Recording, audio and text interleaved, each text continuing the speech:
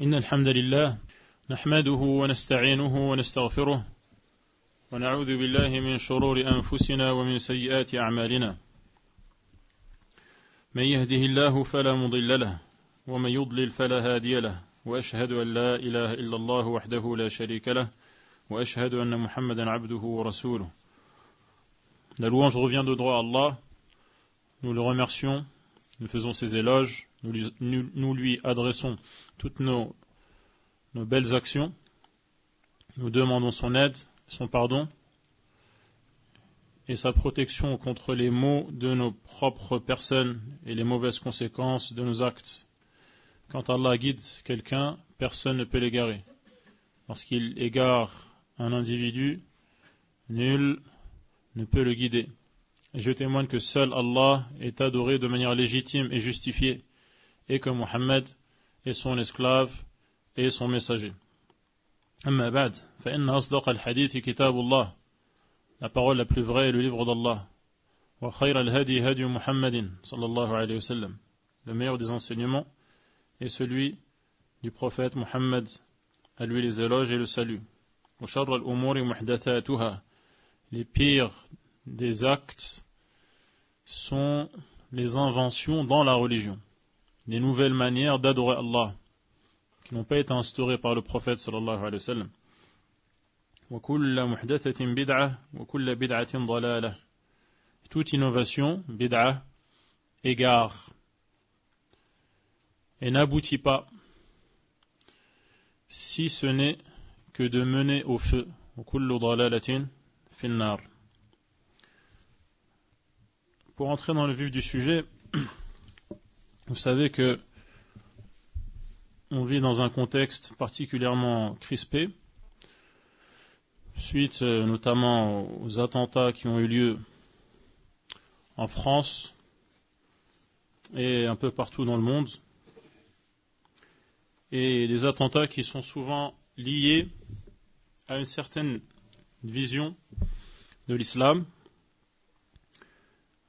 Il y a d'autres éléments également qui participent en fait au contexte particulièrement tendu, comme une visibilité plus prononcée de la pratique religieuse islamique, certaines revendications sociétales qu'on n'entendait pas il y a quelques années,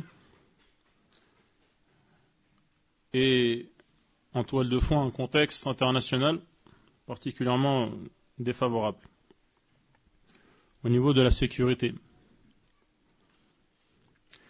Et souvent, dans l'actualité, il y a un mot qui revient souvent, qui revient à plusieurs reprises, qui est salafisme, ou les salafistes. Et c'est un mot donc qui prend de l'ampleur et qui semble détrôner le mot qu'on entendait avant, qui est l'islamisme. Et donc, ce mot, cette notion, le mot qu'on puisse dire, c'est que elle inquiète. Elle inquiète, elle a une connotation péjorative. Donc, dire de quelqu'un que c'est un salafiste, c'est quelque part le discréditer et jeter l'opprobre sur lui, mettre en doute donc sa présence dans la société, l'utilité de sa présence dans la société ou la légitimité. Et souvent, ce mot salafisme ou salafiste est lié à d'autres mots pas moins inquiétants, comme le djihadisme ou le terrorisme. Et donc, on a entendu des voix s'élever pour protester contre l'existence du salafisme, qui serait le creuset maléfique, l'antichambre du terrorisme, la 5e colonne qui mine la France, le sas vers le djihadisme. D'autres réclament la fermeture des lieux de culte salafistes, voire l'interdiction carrément du culte d'obédience salafiste. Et même dans la sphère musulmane, donc certains se sentent contraints de montrer patte blanche et de se distinguer de toute affiliation avec les salafistes et le salafisme, et de nier tout lien avec cette tendance. Et certains pompiers pyromanes qui hier déclaraient que la salafiyya était le cancer de l'islam appellent maintenant à un travail de nettoyage en exigeant donc le secours de l'État pour faire donc ce travail de nettoyage. Donc tout cela, bien sûr médiatisé, les médias faisant une caisse de résonance qui va amplifier l'écho autour de ce mot, salafisme, salafiste. Mais ce qui est choquant, c'est que il y a un fossé, c'est le moins qu'on puisse dire, entre ce discours alarmiste, médiatisé, monté en épingle, et l'analyse de ceux qui sont présentés comme des spécialistes du salafisme.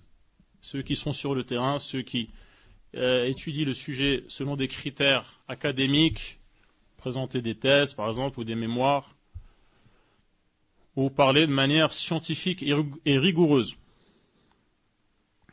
C'est-à-dire, donc, que ces gens, présentés comme des spécialistes, qu'ils soient avérés ou non, la question est ailleurs, cette analyse est beaucoup plus nuancée, où on parle de différentes personnes, en fait, qu'on classe tous sous le vocable de salafiste ou salafisme.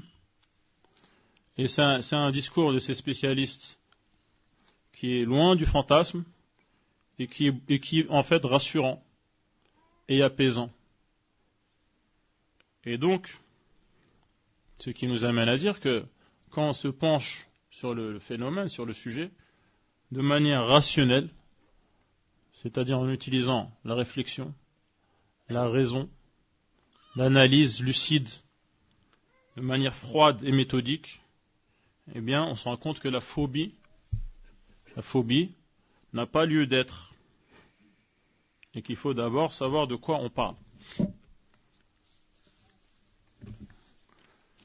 D'où le titre, comprendre le salafisme. Comprendre, parce que, on va le voir, il y a voire de nombreuses incompréhensions qui engendrent des malentendus, des quiproquos, des court-circuits culturels, et comprendre le salafisme. Pourquoi j'ai choisi le mot salafisme? Tout simplement parce que c'est le mot qui résonne en ce moment. On aurait pu choisir salafiyya, pourquoi pas? C'est le mot qui est en arabe, qu'on emploie en arabe. Je n'ai fait que le traduire en français. Donc salafiyya. On l'a francisé avec le isme à la fin, comme judaïsme, christianisme, etc. Islamisme, même si c'est un autre sens. Et donc j'ai gardé le mot salafisme, parce que c'est le mot donc, qui tourne sur la place médiatique.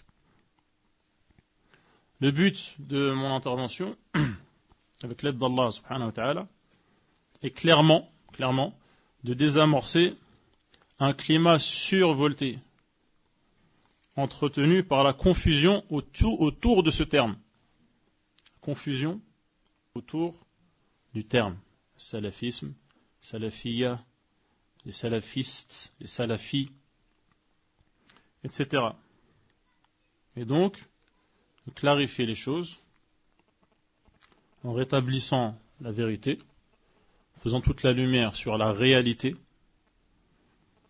de la salafiyya, le salafisme, et surtout de ne pas laisser s'installer dans les consciences, dans notre pays, en France, en Occident de manière générale, et dans le monde, s'installer une présentation biaisée de la question de la salafiyya. Ne pas laisser s'installer ce discours qui oriente les mentalités, donc d'une certaine manière. ce qui permettra, Inch'Allah, une cohabitation plus saine dans ce pays, en Occident de manière générale, un vivre ensemble moins basé sur la méfiance. Et donc, pour cela, il faudra évoquer des éléments qui parlent à l'esprit et à la raison, plutôt qu'au pathos et à l'impulsion et au sentiment. Et donc, de dépassionner les interrogations sur le sujet. Il y a d'ailleurs un communiqué officiel du centre Dar al-Hadith de Besançon, dans lequel ils répondent à un article paru dans l'Est républicain qui ne correspondait pas en fait à la réalité, qui peut contribuer donc à une meilleure compréhension de la question. Et donc, en fait, je m'adresse à un public large qui dépasse la sphère de la mosquée, qui concerne la société de manière générale. Et donc, je vais être amené à mentionner parfois des éléments qui réfèrent à la culture occidentale, des notions qui y sont familières, donc à l'esprit moderne, contemporain, occidental. Et donc, je ne m'adresse pas qu'aux musulmans ou à leurs représentants. Donc, on va tenter avec l'aide d'Allah, subhanahu wa ta'ala, de brosser un portrait fidèle de ce que est as-salafiyya, de définir de manière rigoureuse et méthodique la terminologie, l'étymologie, la doctrine de salafiyya, de salafiyoun, les salafis. Et ensuite, pour voir qu'il y a des dérives qui sont dues à la confusion sur l'emploi de ce terme, en l'employant de manière trop inclusive, en y incluant des éléments qui y sont étrangers et extérieurs, notamment, et pour passer ensuite donc aux ambiguïtés qu'il faudra dissiper et qui persisteraient malgré une perception correcte de ce qu'est salafiyya. Des gens qui, en connaissance de cause, savent très bien de quoi on parle et continuent donc à avoir des réticences par rapport à salafiyya et donc à cette compréhension, cette méthode de comprendre et cette manière de comprendre les textes et l'islam et de l'appliquer. Bon, évidemment, traiter d'un sujet aussi important, c'est un vaste programme. Et donc, mon intervention, ce n'est qu'une ébauche, une contribution dans le domaine. Donc, commençons par le commencement. Il faut savoir, salafiyya, ça vient d'où ce terme? Que signifie-t-il? Quelle notion recouvre-t-il? Salafiyya, donc avec le ya à la fin, qu'on appelle en arabe une nisba. Une nisba, c'est-à-dire une référence. Et donc, salafi, c'est une référence à salaf, comme on dirait par exemple al-faransi, c'est-à-dire une référence à un pays qui est la France, ou al-amriki, en référence à un pays qui est l'Amérique. Donc, as-salafi, c'est celui qui se réfère, non pas à un pays, mais à des générations, qui sont as-salaf. As-salaf qui veut dire ceux qui ont précédé, ceux qui ont devancé. Et donc, as-salafi, c'est celui qui se réfère, qui a pour référence as-salaf. Et donc, as-salafiyya, c'est cette manière de se référer au salaf. Les salaf, ce sont donc les premières générations de l'islam, à commencer par le prophète sallallahu alayhi wa sallam lui-même et les compagnons, et ensuite donc les deux générations suivantes, voire les trois générations suivantes. Comme le prophète sallallahu alayhi wa sallam a dit, les meilleurs des gens sont ma génération, donc qui inclut les compagnons, puis la suivante, et dans certaines versions, puis la suivante. Donc, salafiyya, c'est comprendre les textes de l'islam et les appliquer selon la compréhension de as-salaf. C'est ce qu'on trouve souvent dans les audios de Cheikh Al-Albani. Souvent, il attire l'attention sur cette notion importante. En disant, il faut comprendre, il faut se référer au Coran et à la Sunna, bien sûr. Mais tous les musulmans prétendent se référer au Coran et à la Sunna. La question est, on se réfère au Coran et à la Sunna, mais selon quelle compréhension? Quelle est la compréhension valide de ces textes que toutes les tendances de l'islam revendiquent? Et il précise comprendre le Coran et la Sunna à la lumière de la compréhension des premières générations de l'islam, as-salaf.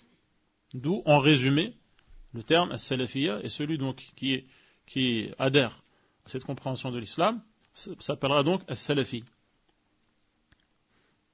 Est-ce que cette manière d'appréhender l'islam, de comprendre l'islam, d'appliquer l'islam est justifiée? On regarde dans les textes. On trouve dans le Coran, dans les hadiths, une justification et même un ordre de comprendre les textes et l'islam à la lumière de la compréhension des salaf. Et un ordre de suivre la voie qu'ils ont empruntée et qui a été tracée d'abord par le prophète sallallahu alayhi wa sallam, puis empruntée par eux, et ils ont laissé leurs traces, et les musulmans qui viennent à la suite, ensuite, après eux, qui cherchent leur chemin dans le désert des différentes compréhensions, doivent les suivre à la trace pour ne pas se perdre et arriver à bon port comme eux-mêmes sont arrivés à bon port avant eux. On retrouvera cette notion importante de suivre, de trace dans les autres noms que portent as-salafiyun, comme Ahl al-Athar, par exemple. Ceux qui suivent les traces, qui sont à la recherche des traces de ceux qui ont précédé, qui étaient sur la bonne voie. Donc, dans le Coran, Allah subhanahu wa ta'ala fait les éloges des compagnons et de ceux qui les suivent convenablement. On trouve cela notamment dans Surat At-Tawbah, où Allah subhanahu wa ta'ala nous informe que les musulmans de la première heure, qu'il s'agisse des muhajirines, ceux qui ont quitté leur lieu pour aller à Médine, ou ceux qui les ont accueillis à Médine, Al-Ansar, qui les ont accueillis à bras ouverts et qui leur ont prêté main forte. Donc ces gens-là, et ensuite Allah a dit وَالَّذِينَ اتَّبَعُوهُمْ بِإِحْسَانٍ, et ceux qui les ont suivis convenablement. Allah a dit à leur sujet radiyallahu anhum, il est satisfait d'eux. Il est satisfait d'eux. Il est satisfait d'eux. Donc, il est satisfait de leur manière de comprendre la religion. Il est satisfait de leur manière de pratiquer la religion.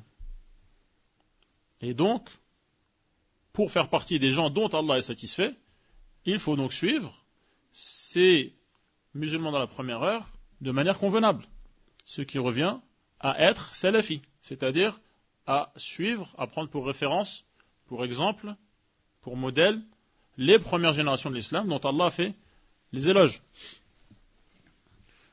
Dans le Coran, on trouve également la notion de chemin, de voie, qui revient souvent. Voici donc mon chemin, droit, rectiligne. Suivez-le. N'empruntez pas les sentiers qui dévient de chaque côté du chemin d'Allah, qui aurait pour conséquence de vous diviser, de vous écarter de la bonne voie. Donc il y a la notion souvent qui est répétée dans le Coran de voie à suivre et qui a effectivement été suivie par des gens en chair et en os. Et ces gens donc sont ceux dont Allah subhanahu wa ta'ala est satisfait, et ceux qui les suivent correctement également, Allah en est satisfait.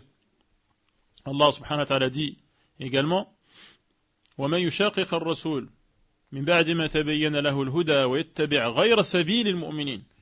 Celui donc qui s'écarte en s'opposant au prophète sallallahu alayhi wa sallam et emprunte un autre chemin que le chemin des croyants. Un autre chemin que le chemin des croyants, à la tête desquels il y a qui? Quand Allah dit vous les croyants, à qui parle-t-il? Il parle aux prophètes et aux compagnons. Donc ce sont eux les croyants. Donc, quand on parle des croyants, les premiers concernés, ce sont les compagnons. Donc celui qui emprunte un autre chemin que celui des croyants, c'est-à-dire un autre chemin que celui des compagnons. Allah subhanahu wa ta'ala menace celui qui s'écarte de ce chemin en disant Nuwallihi ma tawalla. Allah l'abandonne, livré aux autres alliés qu'il a choisis en dehors de ce chemin. Wa nuslihi jahannam. Allah lui fait subir le feu. Wa sa'at masira. Quelle mauvaise destination.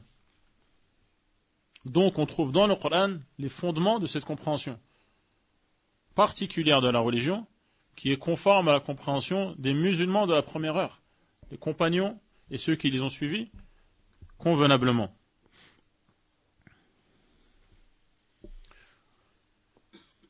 Le prophète sallallahu alayhi wa sallam également a informé les compagnons que des divisions allaient voir le jour dans les rangs des musulmans. Et même de nombreuses divergences, comme dans le hadith de l'Irbad ibn Sariya. Et même, les musulmans allaient se diviser en 73 groupes, comme annonce le prophète sallallahu alayhi wa sallam, dans le hadith authentique. Et ensuite, après avoir décrit la situation, le prophète sallallahu alayhi wa sallam nous donne le remède, l'attitude à adopter dans ce cas-là, en nous disant, suivez ma voie, attachez-vous fermement à ma voie, et à celle des califes bien guidés. Donc, notamment, Abu Bakr, Omar, Uthman et Ali.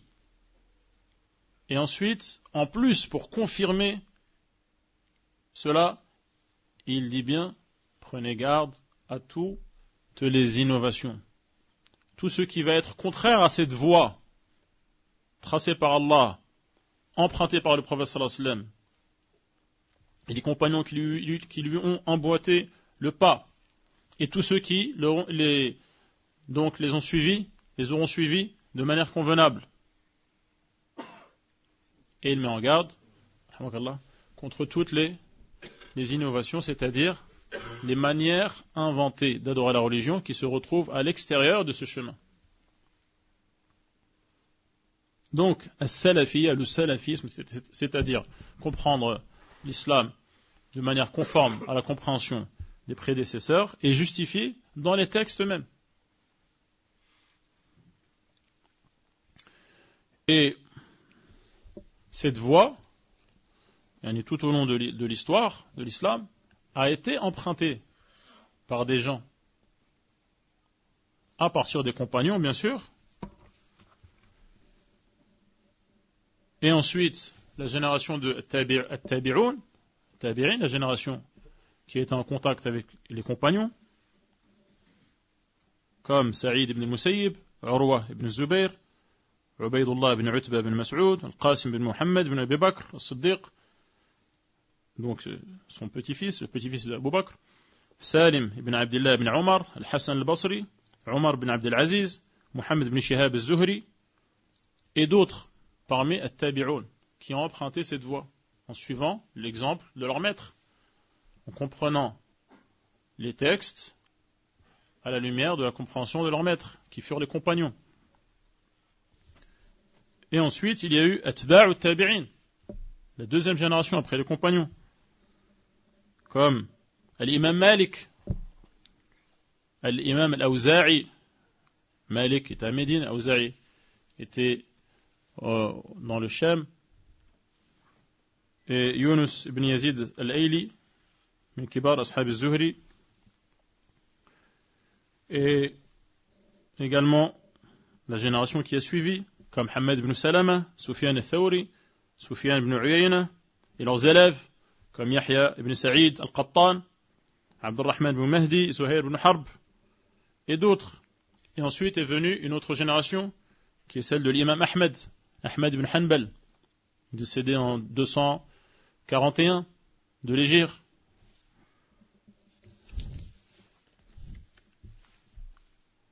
qui s'est distingué lors de la Mihna, où il a tenu tête à ceux qui ont voulu falsifier le dogme de l'islam.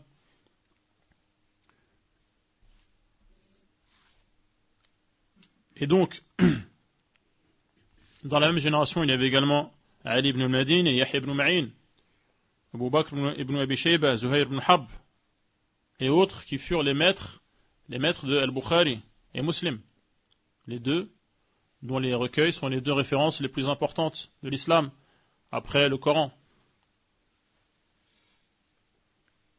Et ensuite, ont repris le flambeau après eux d'autres grands hommes comme Al-Bukhari, Abu Hatim, Abu Zur'a, Muslim, Abu Daoud, Al-Tirmidhi, Al-Nasa'i, Ibn Majah et autres contemporains. Et ensuite leurs élèves, Ibn Khuzayma, Al-Darimi, et d'autres ensuite, Al-Khatib al-Baghdadi, et Al-Daraqutni, Al-Khatib al-Baghdadi, Ibn Abd al-Barr. Là on est plus dans le 4e, voire le 5e siècle de l'Hégire. Et ensuite, donc, Abdul Ghani al-Maqdisi, Ibn Qudama, et ensuite Ibn Taymiyyah, et ses élèves, et ses compagnons, Al-Mizzi, Ibn al-Qayyim, Al-Dhahabi, Ibn Kathir, Ibn Rajab, et ensuite un peu plus tard dans l'histoire, Ibn Abd al-Wahhab, et d'autres jusqu'à aujourd'hui, avec les grandes figures de Salafiyya qui ont marché sur les traces de ces anciens, notamment Cheikh Al-Albani, Cheikh Ibn Baz, Cheikh Al-Uthaymin, Cheikh Muqbil et d'autres qui sont encore vivants de nos jours. Donc ce fil est ininterrompu tout au long de l'histoire, depuis le prophète sallallahu alayhi wa sallam jusqu'à nos jours, car le prophète sallallahu alayhi wa sallam lui-même a annoncé qu'il y aura toujours parmi sa communauté un groupe de gens en conformité avec la vérité, jusqu'à ce que l'ordre d'Allah arrive à la fin des temps. Et ces gens, donc, par de nombreux savants qui ont commenté ce hadith, notamment le Bukhari, disent ce sont Ahl al-Hadith. Ahl al-Hadith, c'est-à-dire ceux qui appliquent les enseignements du prophète sallallahu alayhi wa sallam dans leur totalité, dans leur globalité, et dans tous les aspects de leur vie. Ils suivent les hadiths, ils ne s'opposent pas aux hadiths, ils n'opposent rien aux hadiths, ils se soumettent à ce que le prophète sallallahu alayhi wa sallam leur a transmis.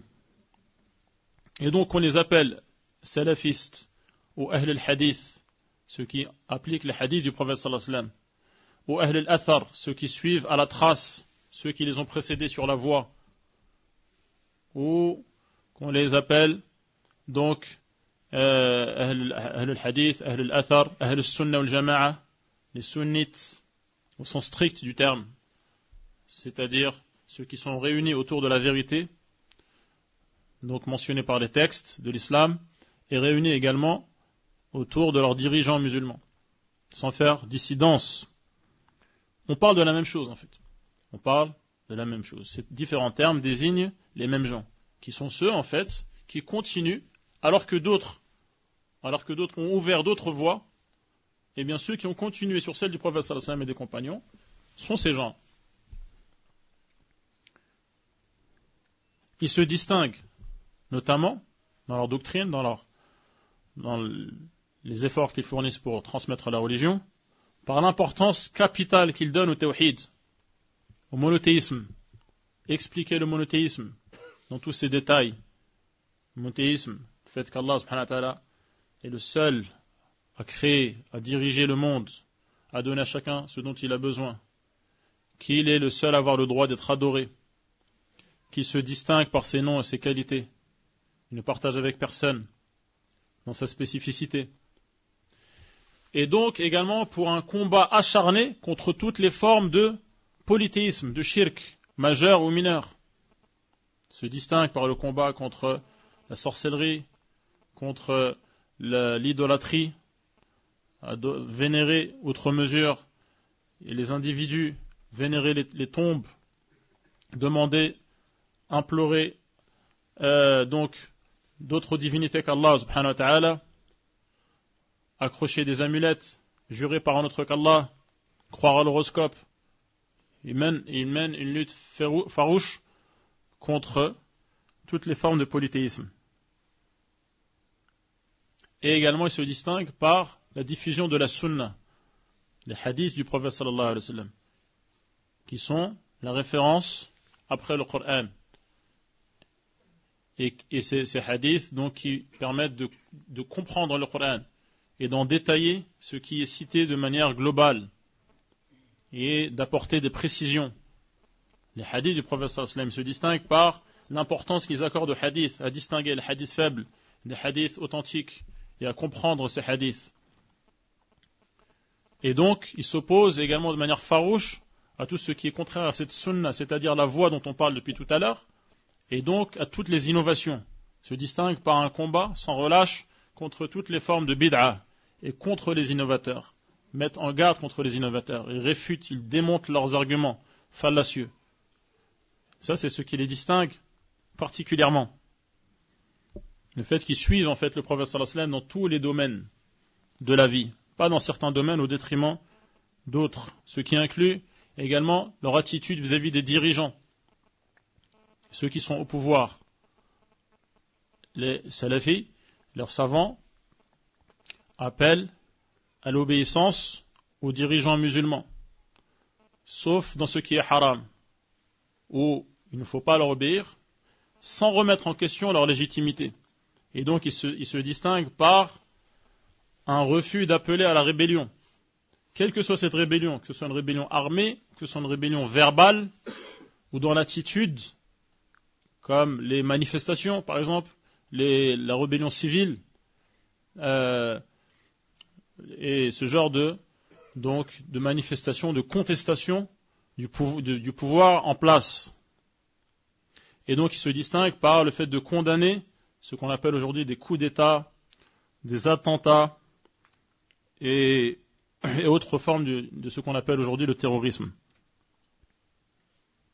Et donc, le djihad, pour eux, à la lumière des textes, c'est quelque chose de réglementé.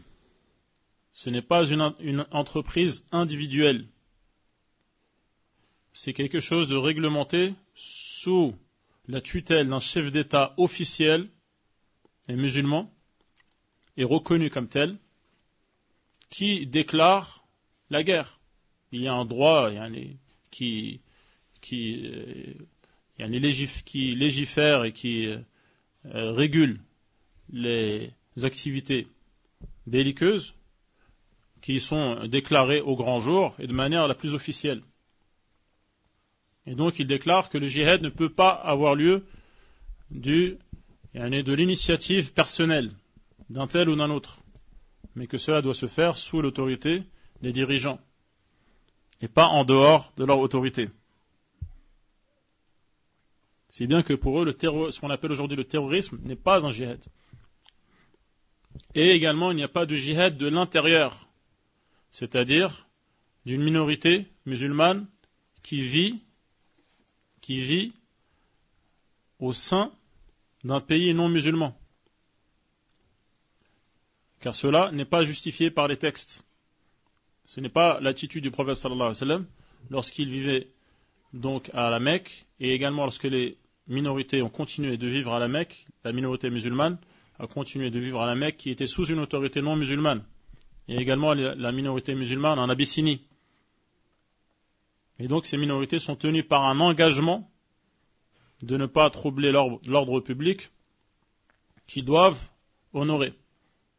Il ne peut pas donc avoir un djihad de l'intérieur. Il y a un djihad sous l'autorité musulmane qui le déclare de manière officielle, dont le but n'est pas de verser du sang ou de détruire au maximum, mais que la parole d'Allah soit la plus haute.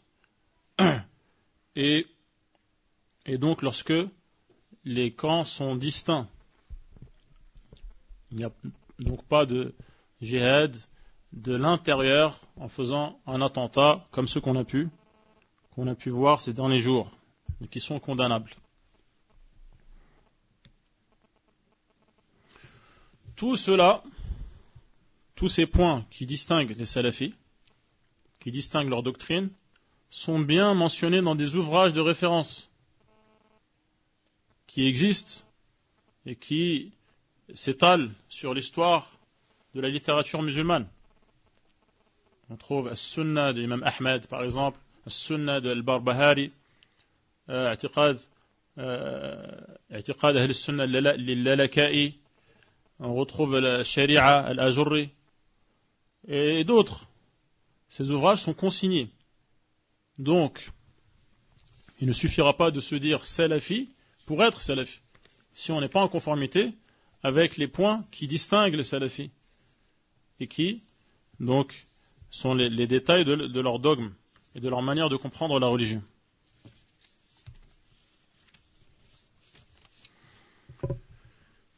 Et donc n'est pas salafi toute personne qui se dit salafi, comme n'est pas royaliste toute personne qui se prétend royaliste, ou n'est pas républicain toute personne qui se dit républicain.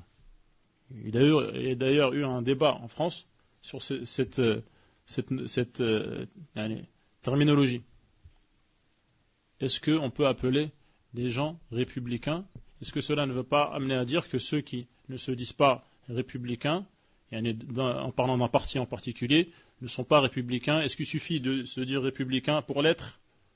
Donc ça, c'est quelque chose qui est bien ancré dans les esprits. Il ne suffit pas de se dire, de se prétendre pour être. Il faut que dans la réalité des choses, de la vie et des pratiques, et cela puisse se justifier. Donc c'est ce que je vais essayer maintenant de clarifier. L'emploi du terme salafisme, comme on a pu le voir ces derniers jours,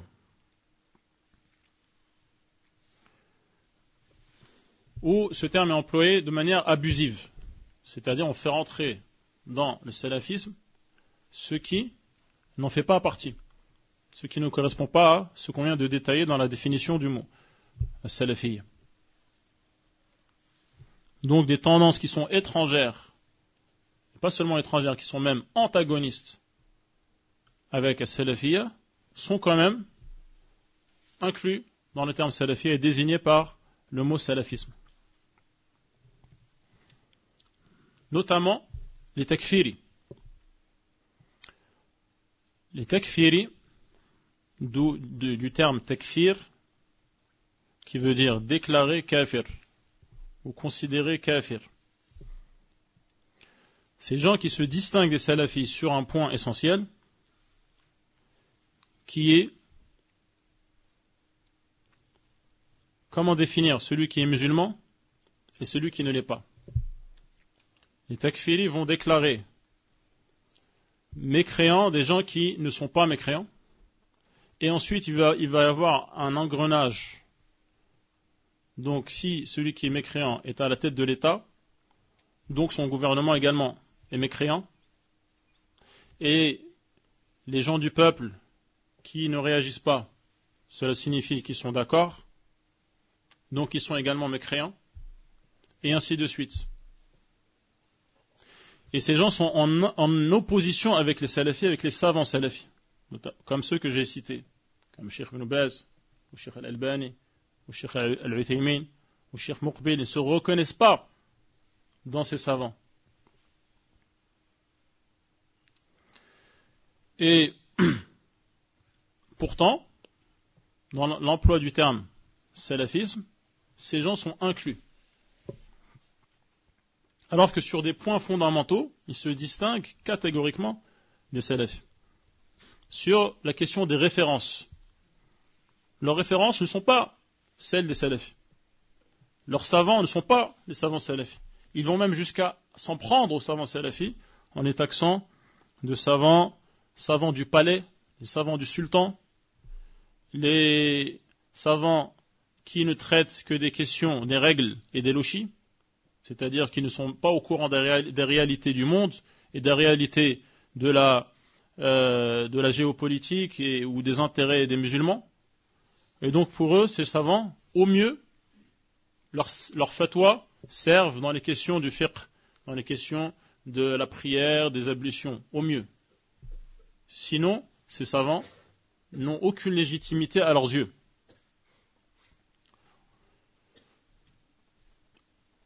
Leur littérature n'est pas celle des salafis. La tendance takfiri se base sur une littérature qutbiste qui a été reprise et relayée par d'autres, comme par exemple Al-Maqdisi. Dans cette littérature qutbiste, on retrouve les éléments qui vont théoriser le takfir.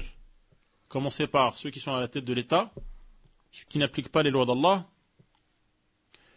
et donc ils sont des kuffars, et leur gouvernement également, et également tous ceux qui ne se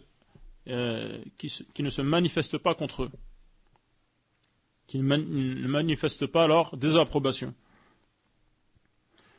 Dans les ouvrages de Sayyid Qutb, on retrouve le dénigrement de Uthman lorsqu'il dit que ceux qui se sont rebellés contre Uthman jusqu'à donc le tuer, comme vous savez, Uthman a été assassiné par des rebelles, en disant que l'esprit qui a animé ces rebelles était bien plus proche de l'islam que celui de Uthman. Et on retrouve également le takfir généralisé, où il dit que l'humanité est redevenue mécréante, comme à l'époque d'avant l'islam, même si certains continuent à répéter La ilaha illallah sur les minarets. Donc, tout le monde est redevenu kafir. Tous les pays sont des pays de kufr. Il n'y a pas de distinction au niveau religieux entre la France et l'Arabie Saoudite, par exemple. Donc, leurs références vivantes ne sont pas les mêmes. Leurs références littéraires ne sont pas les mêmes. Et cette culture révolutionnaire de violence, d'attentats suicides, de poser des bombes, de terroriser les populations, ça c'est une notion qui est étrangère à la salafiyya. Les savants de la salafiyya condamnent cela. Cet esprit révolutionnaire, cet esprit anarchique.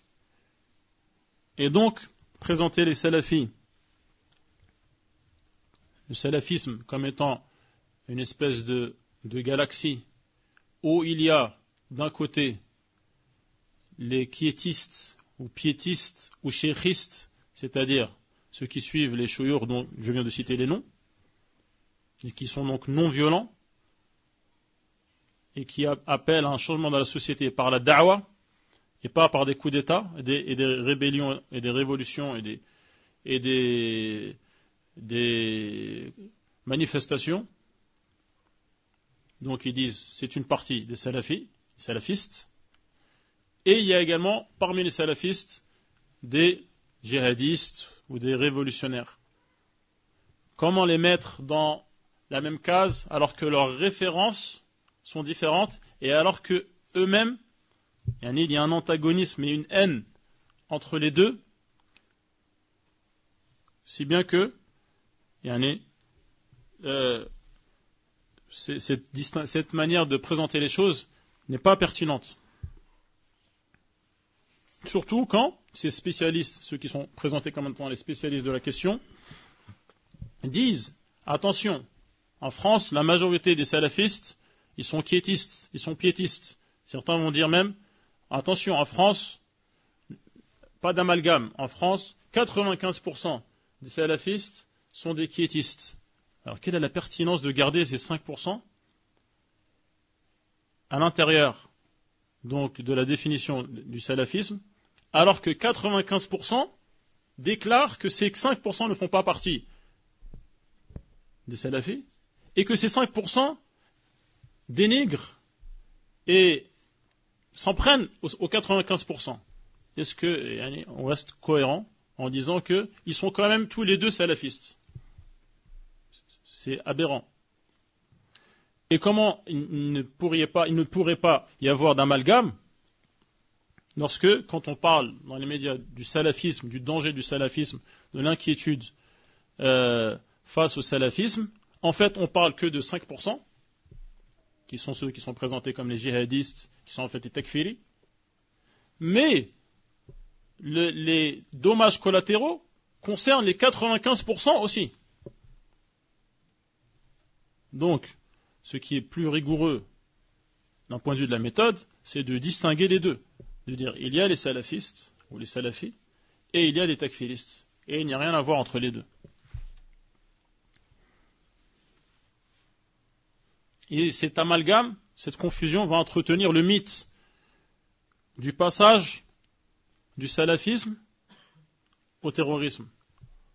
Et que, en fait, le salafisme est une passerelle vers le terrorisme. Cette confusion entre salafi et takfiri entretient ce mythe. Et la réalité, c'est que ceux qui sont les plus efficaces acteurs contre le terrorisme et contre l'endoctrinement takfiri, ce sont les salafis. Parce que leur discours est basé sur les textes et non pas sur des valeurs présentées comme étant universelles auxquelles n'adhèrent pas de toute manière ces gens qui sont endoctrinés. Donc pour eux, ça ne leur parle pas. Ces gens qui sont embrigadés ne sont pas sensibles à ce qui est présenté comme des valeurs universelles, de la tolérance ou de ce genre de choses. Et également parce que les salafis ont une crédibilité auprès des jeunes.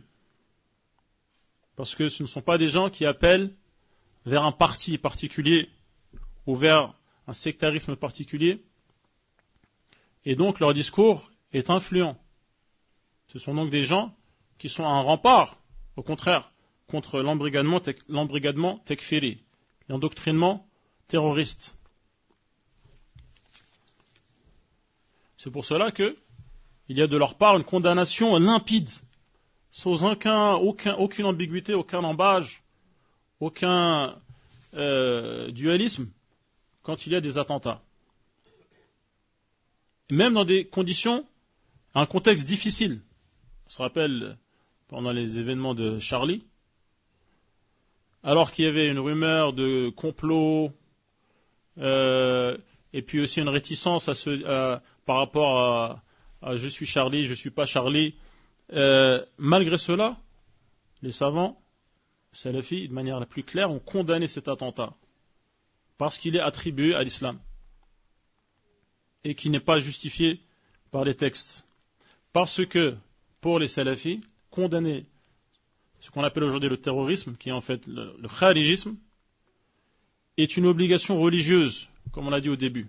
Mettre en garde contre les dérives qui écartent de la voie du prophète sallallahu alayhi wa sallam, ce n'est pas une opportunité médiatique ou un calcul politique, c'est une pratique religieuse de mettre en garde contre le khawarij et donc contre le terrorisme. Et également, il y a de nombreux gens de science salafis qui se sont rendus en France. Cheikh Ramzan, Cheikh Suhaimi avant, dès la fin des années 90, au début des années 2000, Cheikh Al-Bukhari, Cheikh Mohamed Bezmoul et d'autres. Et leur discours était extrêmement clair contre cette idéologie takfiri. Mise en garde, et également les appels téléphoniques avec les grands savants. Il n'y a pas une voix dissonante. Il n'y a pas un parmi les salafis qui serait takfiri. Non, il y a bien une distinction hermétique et imperméable entre les deux. Soit on est salafi, soit on est takfiri. Et donc c'est un contresens de dire salafiste, djihadiste. Si on présente le djihad comme étant le terrorisme actuel. Car ce n'est pas un djihad. Même pour aller plus loin, ce n'est pas un djihad.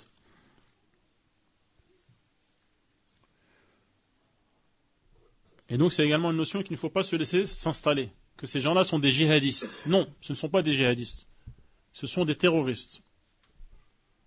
Le djihad répond à des règles bien précises, à une réglementation officielle et bien connue dans les lois islamiques. Et ce qui est présenté comme les attentats qui ont eu lieu ces derniers jours en France, comme étant l'œuvre d'un djihadiste, non. Ce n'est pas cela le djihad. Donc il ne faut pas se laisser s'installer, se banaliser cette définition. Il veut dire que ce sont des djihadistes. Donc à partir de là, on peut dire que la causalité entre être salafi et devenir terroriste est loin, loin, loin d'être établie. C'est d'ailleurs ce que les spécialistes, entre guillemets, disent. On ne peut pas dire que parce qu'une personne est salafi, donc elle a plus de chances de devenir un terroriste. Non, ce n'est pas avéré. À l'épreuve des faits, à l'épreuve des analyses, c'est une ineptie. Et contrairement donc au discours de certains officiels, un discours répressif qui présente donc le salafisme en même temps, en fait, l'entonnoir et le résidu à la fin, c'est de devenir un terroriste. Il y a d'ailleurs d'autres formes des formes de terrorisme, comme par exemple le Hezbollah, qui est présenté comme un groupe terroriste, qui est chiite, qui n'a rien à voir avec le salafisme, ni de près, ni de loin. Il y a une autre ambiguïté qui est un peu plus large. De plus en plus, certains utilisent le salafisme comme un mot valise, un fourre-tout, pour désigner en fait le radicalisme, le fondamentalisme, le rigorisme, qui élargissent en fait le terme bien plus loin que d'inclure les takfirs. Ils incluent également d'autres tendances qui n'ont rien à voir avec le salafisme, pêle-mêle. Ils incluent également les frères musulmans dans le salafisme. Ils incluent bien sûr les takfiris, ils incluent les tablighs dans le salafisme. Donc ça c'est une confusion encore plus grande. Comme si ceux qu'on appelait les islamistes hier, maintenant on les appelle les salafistes. Bien qu'il n'y ait rien à voir avec la salafiyya. On sait bien que l'idéologie des frères musulmans, la méthode de tabligh, ne prend pas en compte les priorités des salafis. Leur manière de comprendre les textes n'est pas celle des salafis. Ils n'ont pas pour priorité d'appeler au tawhid, par exemple. Dans leurs rassemblements, dans leurs événements, ce n'est pas un critère déterminant. Et le but est plus un but d'œcuménisme, de rassemblement, d'union, une union de façade, même si les doctrines sont différentes. Ce qui est contraire au message des salafis. Leur but n'est pas d'unir coûte que coûte, mais plutôt de montrer quelle est la doctrine correcte, qui est celle que le prophète sallallahu alayhi wa sallam nous a léguée.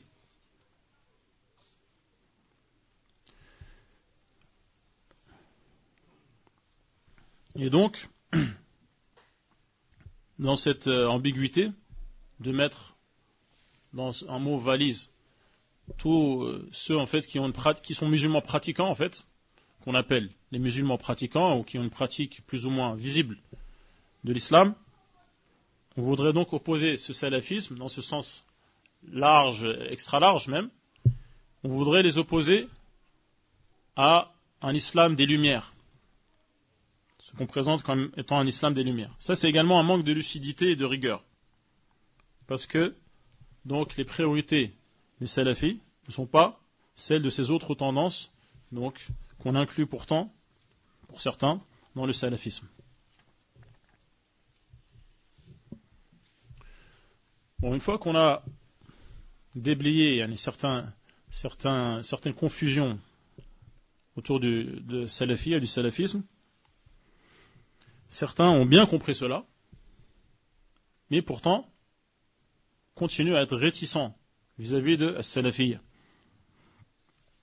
Parce que la réticence, ça peut être à cause de l'ignorance, la phobie, l'inquiétude devant cet épouvantail, peut être due à une ignorance plate ou à une désinformation. Mais certains peuvent continuer à contester la salafiyya authentique, au sens strict du terme, comme on a dit au tout début, en connaissance de cause. Par exemple, certains opposent la salafiyya à l'islam classique. l'islam classique, notamment l'islam paisible de nos parents, qui ne remettait pas en cause le modèle de vie en société, qui ne revendiquait pas d'éléments particuliers. Et donc, on oppose le salafiyya à un islam classique. Et donc, en disant notamment que la salafiyya divise. Elle divise en disant qu'il y a des salafis et donc qu'il y a des gens qui ne sont pas salafis. Cela amène à diviser. Donc, comme on l'a vu, les musulmans, de fait, sont divisés. Ce ne sont pas les salafis qui les ont divisés. C'est un constat. Le prophète sallallahu alayhi wa sallam avait annoncé que les musulmans allaient se diviser en 73 groupes qui seraient tous voués au feu, sauf un seul. Et lorsqu'on l'a interrogé, il a dit ceux dont l'islam est conforme à l'islam que je pratique moi et mes compagnons. L'islam que je pratique moi et mes compagnons. Donc ce ne sont pas les salafis qui ont divisé les musulmans. Mais les salafis distinguent le vrai du faux. C'est donc une distinction qui est salutaire.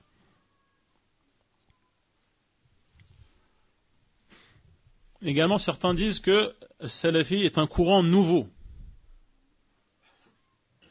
Donc certains attribuent la paternité du salafisme à Mohammed ibn Abdul Wahhab, en disant que Mohammed ibn Abdul Wahhab est le fondateur du salafisme, et que donc le salafisme c'est un islam saoudien, alors qu'on a vu au début que le salafiyya c'est un héritage. C'est un héritage venant du prophète sallallahu alayhi wa sallam et qui a traversé les différentes générations de l'islam, qui n'a pas vu le jour avec Mohammed ibn Abdul Wahhab, ni ce n'est pas non plus un islam saoudien. Les savants salafis, les salafistes, sont aux quatre coins du monde. Au Maroc, par exemple, il y a Mohammed Taqiyuddin Hilali qui est marocain. En Inde, il y avait les savants salafis et les savants du hadith. Et aux quatre coins du monde. Ce n'est pas un islam saoudien. Et également, il présente le salafisme, le salafiyya comme étant une rupture avec l'héritage et le patrimoine des musulmans. Et notamment, une rupture avec les quatre écoles en disant que ces gens-là, alors des fois on les présente comme étant des hanbalites. Ce qui est faux. Les salafis, il y en a dans les quatre écoles juridiques. Ibn Abd al-Barr, par exemple, est présenté comme étant un malikite. Et il appelle clairement à suivre salaf. À la fin de son introduction de Risala, un des premiers ouvrages de l'islam traduit en France.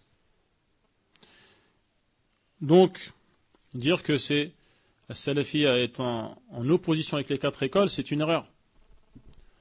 La salafiyya est en opposition avec le fait de suivre de manière aveugle une école et de se crisper aux avis qui est dans une école juridique, coûte que coûte, même si cela amène à contredire les textes. C'est cela la différence.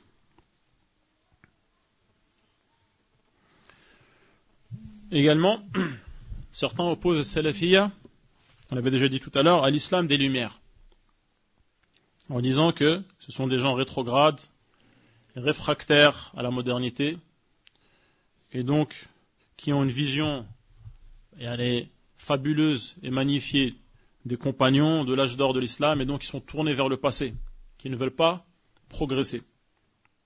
Il faut d'abord comprendre, parce que le terme les Lumières, c'est pas un terme anodin.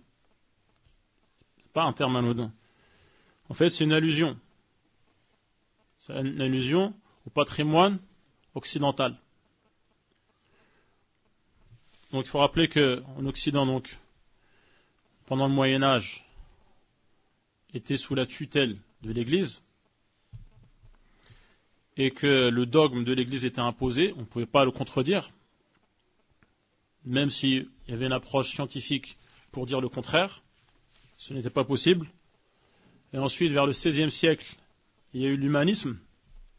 Léonard de Vinci, Montaigne, Rabelais, etc., qui ont fait en fait ce qu'on appelle la Renaissance.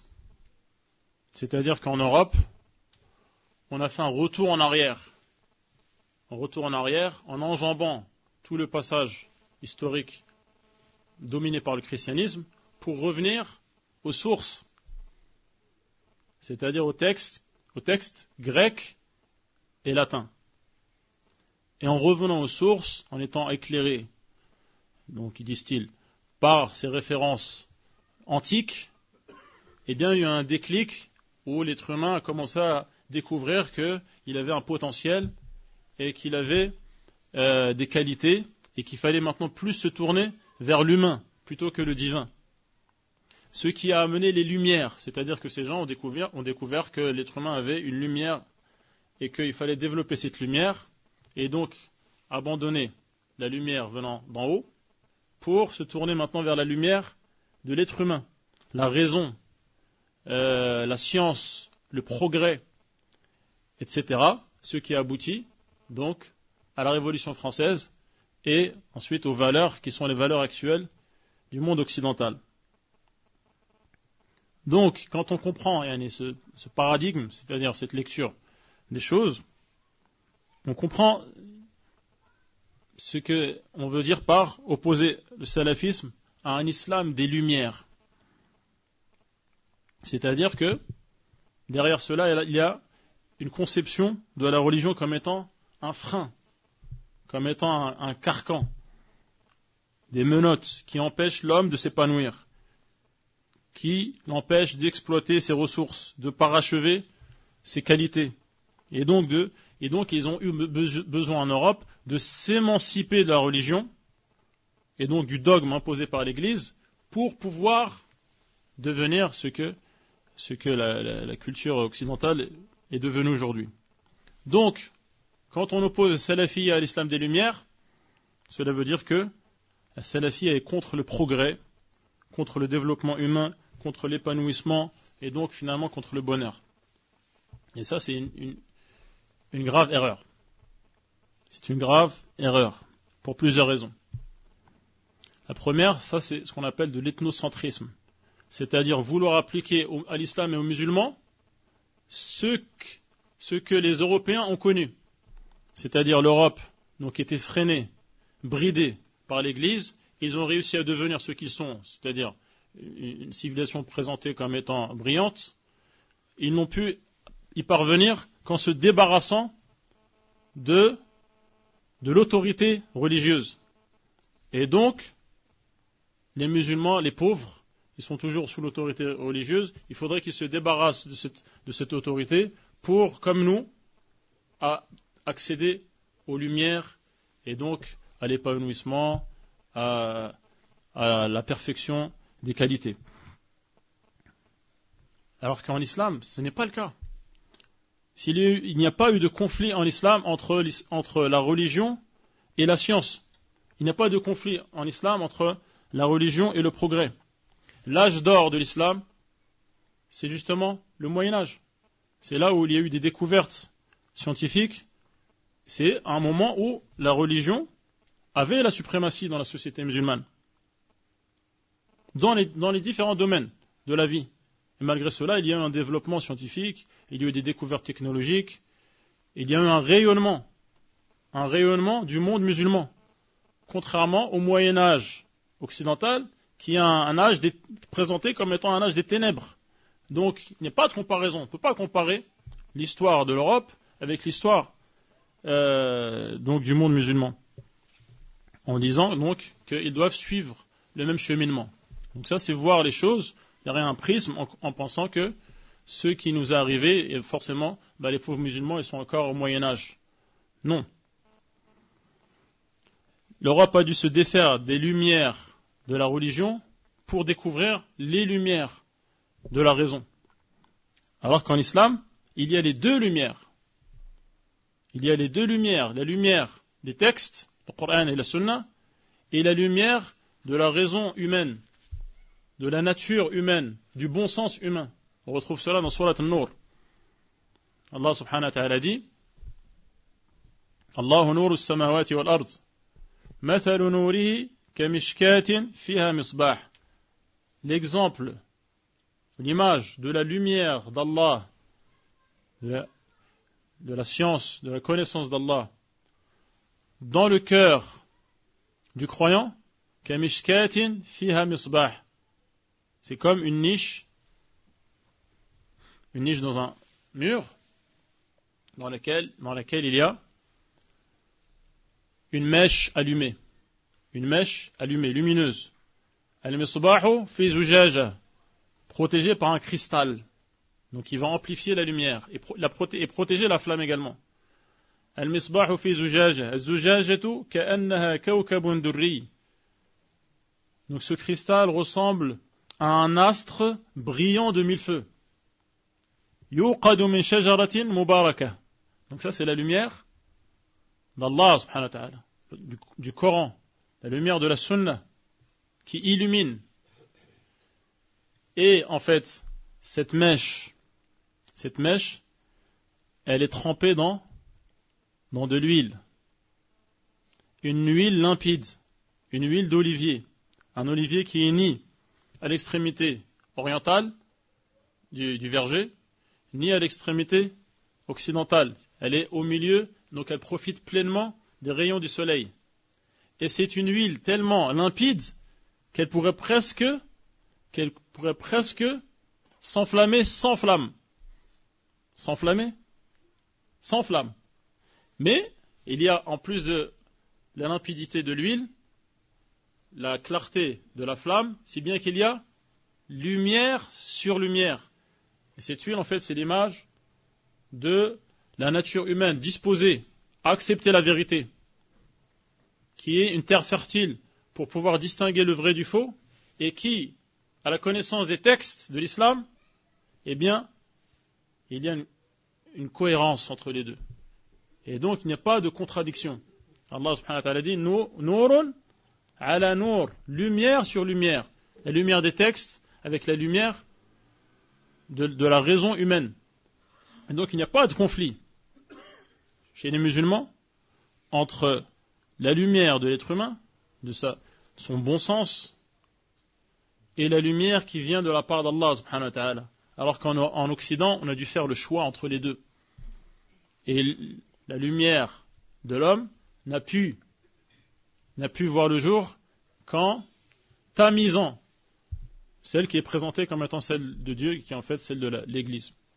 Comme on sait, dans la religion chrétienne, il y a eu beaucoup de modifications au message initial qui était celui de Jésus et qui est également celui de Mohammed sallallahu alayhi wa sallam. Et donc, opposer salafiyya, qui est s'attacher à l'islam authentique, l'islam débarrassé de tout ce qui n'en fait pas partie, n'est pas en contradiction avec les lumières, c'est-à-dire avec la science, avec les connaissances, avec une vision éclairée des choses qui nous entourent dans ce monde. Il n'y a pas de conflit entre la foi et la raison. On peut voir ça dans les ouvrages d'Ibn Taymiyyah. Il a un ouvrage qui s'appelle Dar'u Ta'arud al-Aqli wal-Naql. Il n'y a pas de contradiction entre la raison et les textes. Également dans l'ouvrage de Ibn al-Qayyim, Sawa'iq al-Mursala, où il répond à Al-Jahmiyya notamment, Al-Mu'attila ou Al-Jahmiyya, où il montre que c'est une fausse question de dire alors est-ce qu'on fait passer la raison ou on fait passer la foi? Est-ce qu'on fait passer la raison ou on fait passer les textes? Celui qui a fait descendre les textes, c'est celui qui a créé la raison de l'homme. Il ne peut pas avoir de contradiction. Et donc les textes sont en conformité avec la raison saine, qui n'a pas été altérée. Et la raison est en conformité avec les textes qui sont authentiques.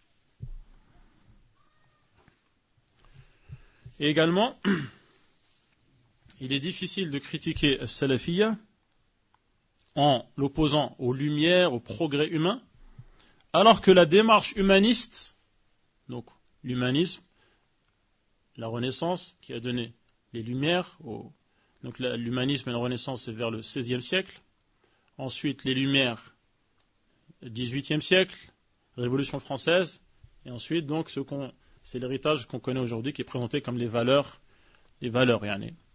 consensuelles en Occident. La démarche humaniste, qui est le point de départ de ce changement de la conception des choses en Europe, ça a commencé par quoi? Par un retour vers les sources. Un retour vers les sources. Un retour vers les racines.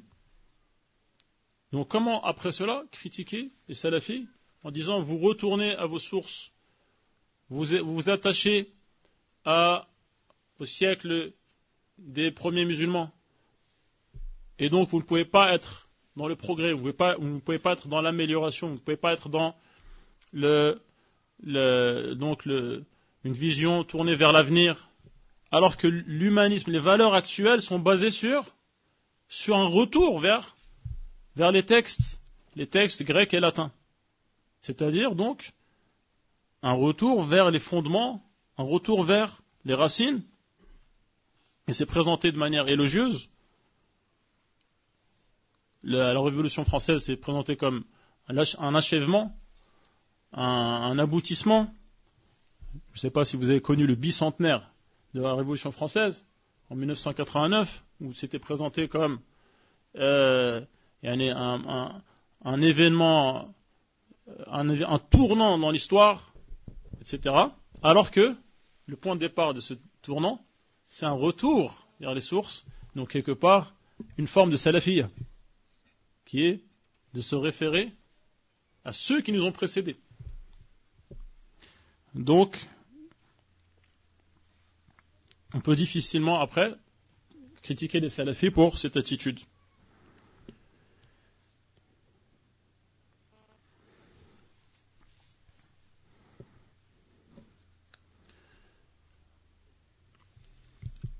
Et donc, pour les musulmans, particulièrement les salafis, les textes sont sacrés. Le Coran est la parole d'Allah, subhanahu wa ta'ala. Les hadiths sont les paroles du prophète sallallahu alayhi wa sallam.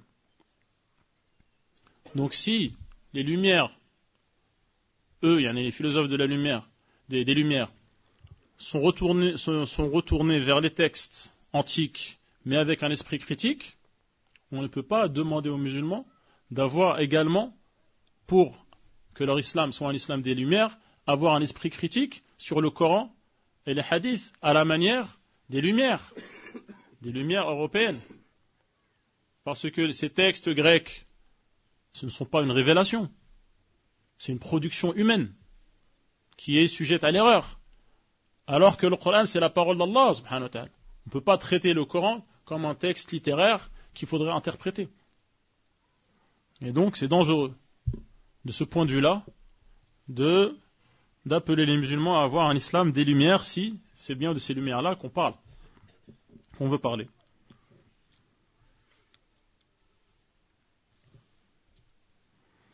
On retrouve toujours dans ce chapitre une critique des salafis parce qu'ils prennent les textes au pied de la lettre. Ils sont donc littéralistes. Et dans la culture ambiante, quelqu'un qui prend les choses au pied de la lettre, qui est littéraliste, c'est péjoratif. C'est discréditer la personne qui est dans ce cas de figure. Il faut d'abord savoir, et également dans le même état d'esprit, on entend, il faut contextualiser. Il y a le texte et le contexte. Il faut d'abord savoir une chose, c'est que l'opposition entre l'esprit et la lettre, c'est une notion chrétienne. Dans la lettre aux Corinthiens, Paul, si je me rappelle bien, leur dit la lettre tue, mais l'esprit vivifie. Ça, c'est basé sur la doctrine erronée des chrétiens sur la parole, en disant, loin d'Allah tout cela, que la parole s'est incarnée dans le Christ. Et que donc, la lettre, c'est comme la chair et le corps. Et l'esprit, c'est donc de nature divine. Loin d'Allah tout cela. Allah subhanahu wa ta'ala ne s'incarne pas dans les créatures. Et il est distinct des créatures. Et au-dessus des créatures, il les domine. Donc ça, c'est une notion, déjà, il faut savoir, c'est pas une notion musulmane, d'opposer la lettre et l'esprit. Il y a une manière d'interpréter les textes en islam, qu'on trouve dans Usul al-Fiqh, mais qui a certaines limites, qui sont connues dans Usul al-Fiqh. Les textes, en principe, dans les écoles connues du fiqh, ils sont pris au sens propre. Ils sont pris au sens propre. Et pour dire que c'est au sens figuré, il faut pouvoir le justifier. Ce n'est pas laisser au libre cours de l'imagination des gens. Il faut pouvoir le justifier avec un autre texte ou d'une règle générale. Sinon, cette interprétation qui est autre que celle du sens propre est rejetée. Et ça, c'est un point sur lequel qu'on retrouve dans Usul al-Fiqh, qui est étudié dans les écoles classiques de l'islam. Ce n'est pas quelque chose de spécifique aux salafistes. Donc on taxerait d'être des littéralistes, des purs et durs qui restent au pied de la lettre.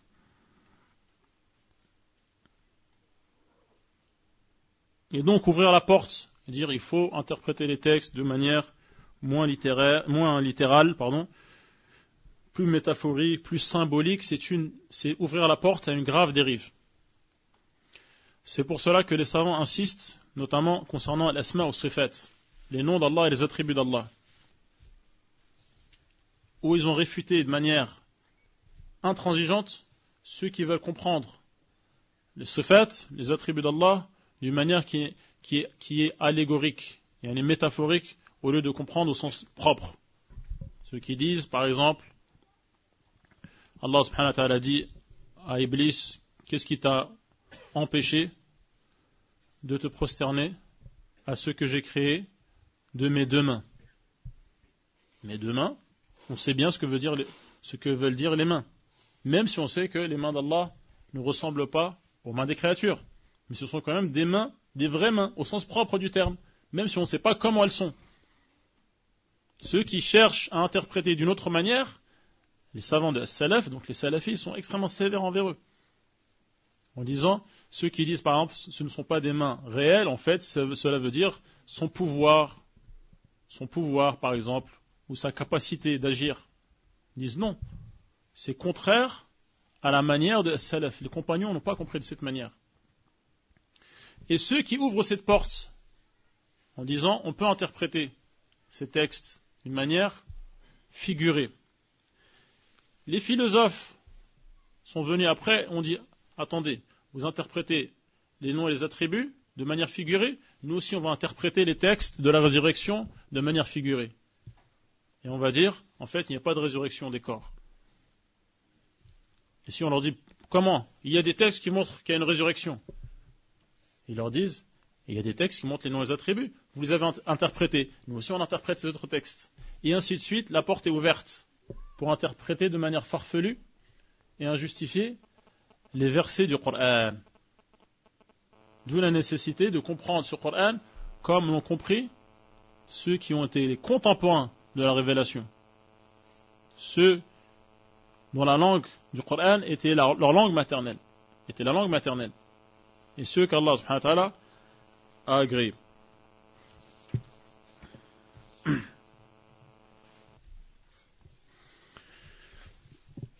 Pour revenir aux Lumières, il y a également un glissement sémantique par rapport aux valeurs de la société actuelle, enfin ce qui est présenté comme un patrimoine et des valeurs comme étant des valeurs universelles qui sont l'héritage des Lumières.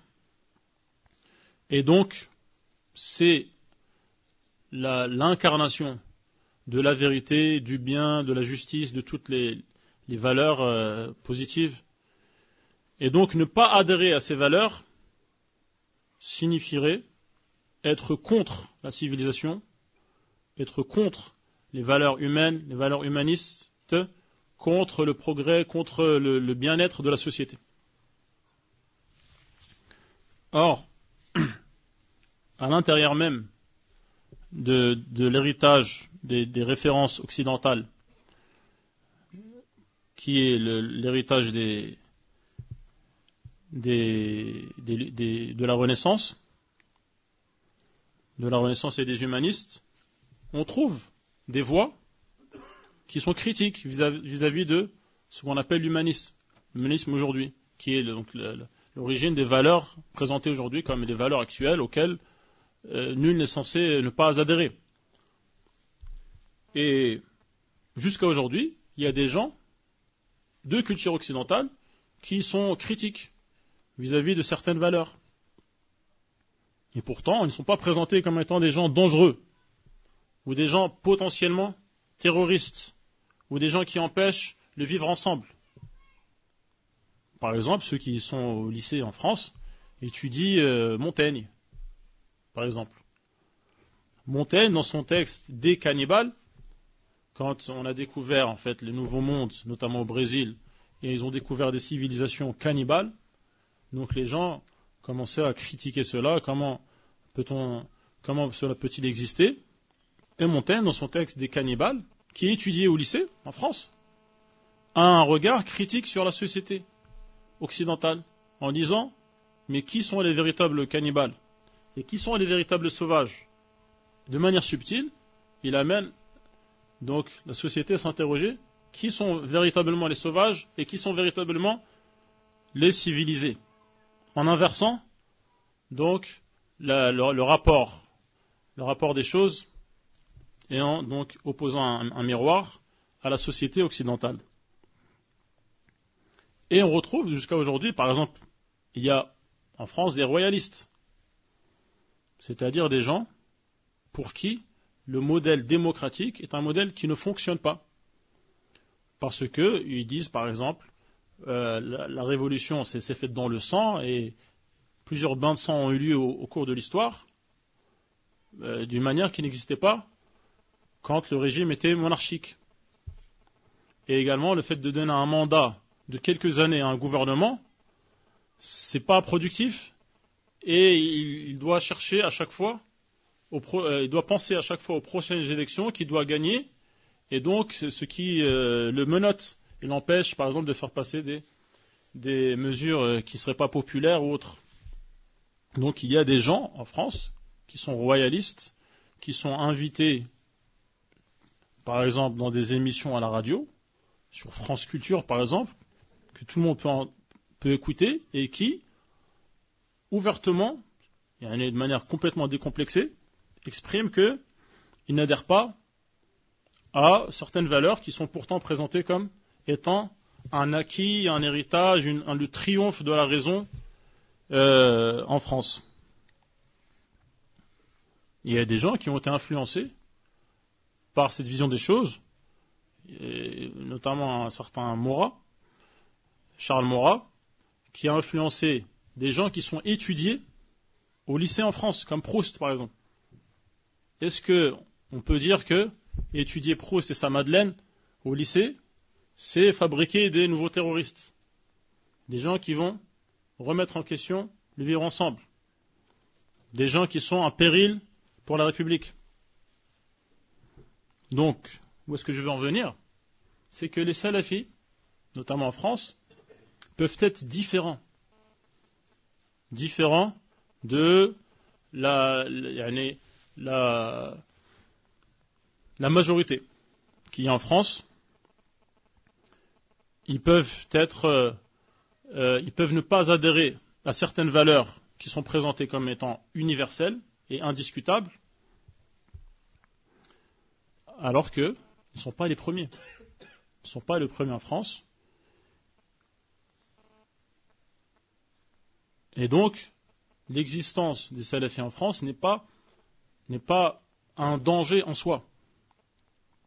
Et la société actuelle a des référents dans sa propre culture qui lui permettent de vivre avec des gens qui ne sont pas comme eux, qui ne réfléchissent pas forcément comme eux, qui n'ont pas forcément les mêmes convictions, sans pour autant qu'il y ait cette suspicion, cette haro, cette mise à l'index qu'on peut ressentir actuellement.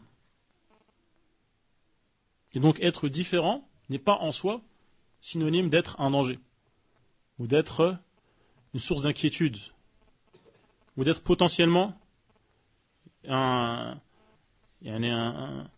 terroriste. Le plus important en fait pour la vie en société, c'est la loyauté. La loyauté et l'honnêteté. Et ça, c'est un point important qui est mis en avant par les salafistes. C'est-à-dire qu'ils ont leur conviction. Ils ont leur compréhension de l'islam. Ils ont un regard qui peut être critique et réservé sur ce qui est présenté, sur des valeurs communes. Ils ne sont pas les premiers, déjà. Et deuxièmement, ils insistent, donc je disais, sur la loyauté, c'est-à-dire que leur présence en France signifie qu'ils ne sont pas en guerre contre la société. Ils respectent le vivre ensemble. Ils contribuent au bien-être de leurs concitoyens. C'est pour cela, dans la condamnation des attentats, les savants insistent souvent sur la trahison, la notion de trahison. Des gens qui vivent en France, qui profitent de leur anonymat pour, du jour au lendemain, donc perpétrer des attentats ou poser une bombe ou tuer quelqu'un. C'est-à-dire qu'ils ont trahi ce pacte implicite, tacite, qui est que, puisque je vis dans cette société, de manière officielle et ouverte, et que je suis considéré comme un concitoyen, cela veut dire que je respecte le vivre ensemble, et que je ne cause pas de troubles à l'ordre public, et je ne remets pas en cause la paix civile. Ça, c'est une notion importante. Même si on n'est pas forcément d'accord avec tout ce qui est présenté comme étant la vérité absolue, comme étant les valeurs indiscutables, et les valeurs, donc l'incarnation en fait de l'esprit des Lumières. On peut être différents tout en vivant ensemble. Et le fait que les salafis appellent à la hijra n'est pas incompatible avec cela. Ils appellent à la hijra, c'est-à-dire quitter le pays de mécréance lorsqu'on ne peut pas appliquer sa religion convenablement de manière ouverte. La hijra vers les pays musulmans officiels, pas la hijra vers Daesh ou autres groupes terroristes. Cela n'est pas en contradiction avec le fait d'appeler ceux qui restent dans les pays, qui ne sont pas à majorité musulmane, d'être actifs et positifs, d'avoir un rôle constructif dans la société. Donc ce sont deux choses qui ne sont pas incompatibles. Et on retrouve dans le Coran cet écho. Par exemple, Shu'aib, qui est un membre de la société dans laquelle il vit, mais une société qui n'était pas musulmane. Et lui, il était prophète, et il leur dit bien « In uridu illa al-islah mastata'at » Tout ce que je veux, dans la mesure du possible, c'est améliorer la situation. C'est améliorer la situation. C'est ce que veulent les salafistes aujourd'hui. Conclusion. La référence au salaf, donc être salafiste, le salafisme, au sens strict du terme, pas dans l'acception large ou extra large, fait partie de l'islam. C'est l'islam moins ce qui a été ajouté dans l'islam et qui n'en fait pas partie. Ce qui fait dire Al-Barbahari, la sunna c'est l'islam, et l'islam c'est la sunna. Donc, s'en prendre à la salafiyya, c'est s'en prendre à l'islam. Il ne faut pas être dupe et croire que, pour certains, je me distingue des salafis, du salafisme, je montre pas de blanche, que c'est une solution. S'en prendre à la salafiyya, c'est s'en prendre au cœur de l'islam. Et donc les musulmans ne doivent pas laisser s'installer cette perception négative de la salafiyya, qui serait autre chose que l'islam authentique. Et donc condamner la salafiyya n'est pas dans l'intérêt des musulmans et particulièrement des responsables musulmans. Et donc, le contrat social basé sur le respect est important, malgré la différence. Et donc, on trouve que les salafis, authentiques, au sens strict du terme, malgré donc le climat qui n'est pas très favorable, malgré ce contexte particulier, donc continuent à avoir une attitude positive qui est celle qui leur est recommandée par leurs savants. Et donc ils continuent dans ce sens et qu'ils continuent à faire la lumière sur la réalité de Salafi. Wallahu a'lam.